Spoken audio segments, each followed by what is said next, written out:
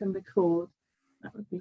So just some quick introductions. I'm Claire Merritt from the Newton Gateway to Mathematics, and we've been working with the Juniper Consortium to develop and deliver this event.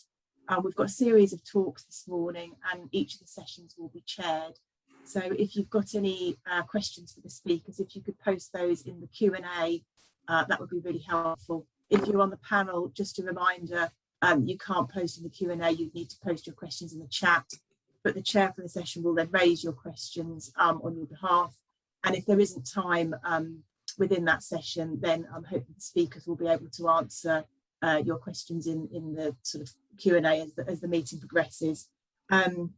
And just to say that where the speakers agree, talks will be recorded, so those will be uploaded to the Gateway website as soon as they're available, and everyone will get a link to those, and those will also be sent to people that weren't able to attend.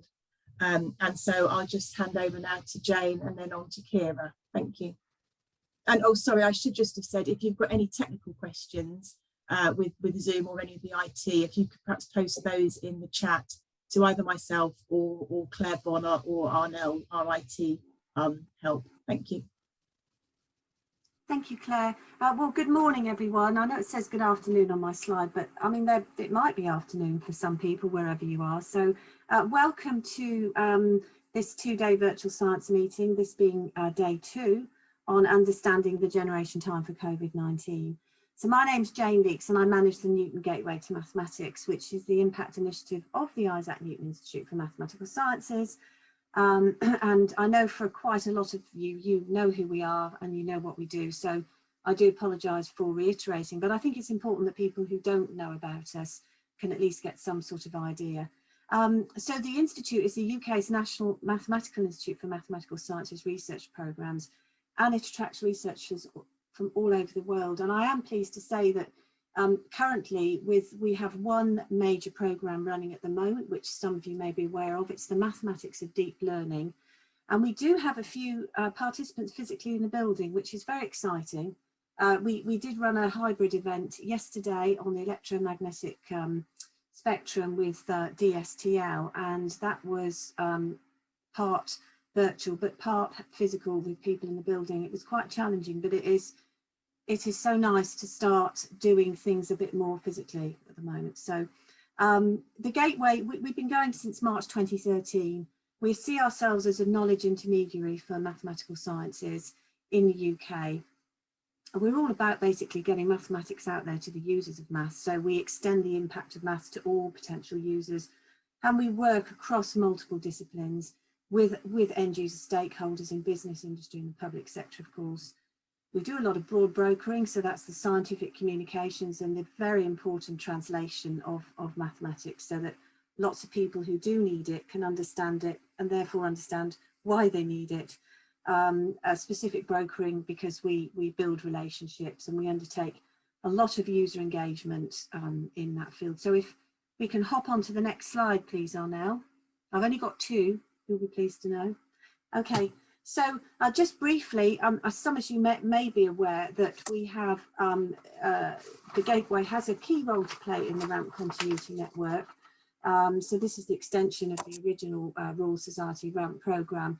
So we're here to deliver meetings such as this, you know, sort of science meetings, workshops. We've been doing some virtual study groups. We did one at the beginning of July on large events, so very timely, I may say. And we are also here working with people like Mike Cates and the Junior Consortium to react to key priority areas in the UK's response to the current pandemic. So we try very hard to do that.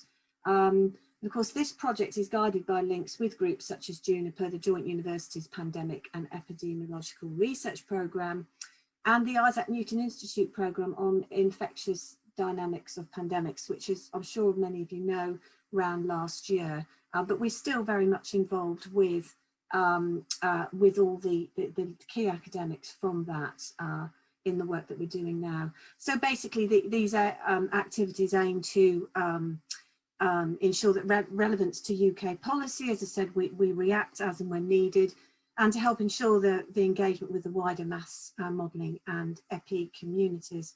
So going forward, and this is something I have to discuss with Mike, having done some planning on it, through the rest of 2021 and into 2022, we will continue to run events which, as I say, are responsive to the changing needs, specifically with policymakers and researchers. So as we negotiate our way out of the pandemic, she says, thinking positively. So without further ado, I'd like to pass on to my colleague, Dr. Ciara Dangerfield from Juniper, who's going to say a few words about this event and the work of Juniper. Thank you.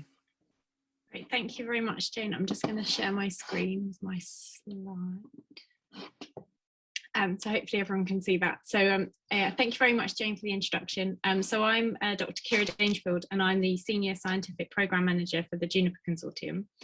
So Juniper stands for Joint Universities Pandemic and Epidemiological Research, and it's a consortium of mathematical and statistical modelling groups from 7 different universities in the UK. So you can see that it's Warwick, Cambridge, Bristol, Manchester, Lancaster, Exeter and Oxford. And they've been generating predictions and forecasts and insights that have been feeding into government advice in the UK since the start of the COVID-19 pandemic. The consortium is led by Professors Julia Gogg and Matt Keeling, and you can see their pictures there, along with 14 different co-investigators. So all of their pictures are there, so you might recognise some of them. We have 11 funded postdocs, as well as 16 affiliated early career researchers. So some of the recent work that they've been doing has included some of the earliest robust evidence in the UK of the rise of the Delta variant. So this was really impactful on policy and actually led to the delay in the final stages of relaxing social distancing measures in the UK. Their work has also been involved in the vaccine rollout in the UK, and also the what's been termed as the roadmap in the UK, which is the stage relaxing of social distancing measures alongside the vaccination programme. So all the work that the consortium does is embedded within an open and collaborative framework through our regular scientific research meetings and monthly seminar series that are kindly hosted by the INI, and our weekly informal seminar series, along with our collaboration with PLUS magazine, who have been producing more sort of open access about the research that the consortium has been doing for a wider audience. So if I can just end on what I think really sets the consortium apart, and that is their continual engagement with the broader mathematical community, with many of the co-Is based in maths or statistics departments, and also the strong links that the consortium has with the INI through the Infectious Dynamics of Pandemics programme, along with the Royal Society RAMP initiative. This has ensured that the evidence that they provide is underpinned by rigorous mathematical and statistical approaches.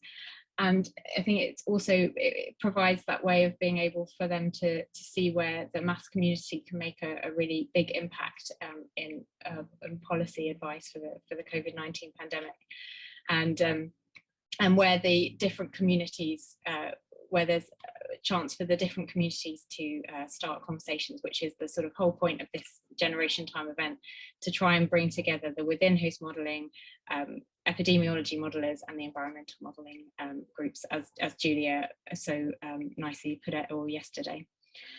So without further ado, I don't want to take up any more of everybody's time.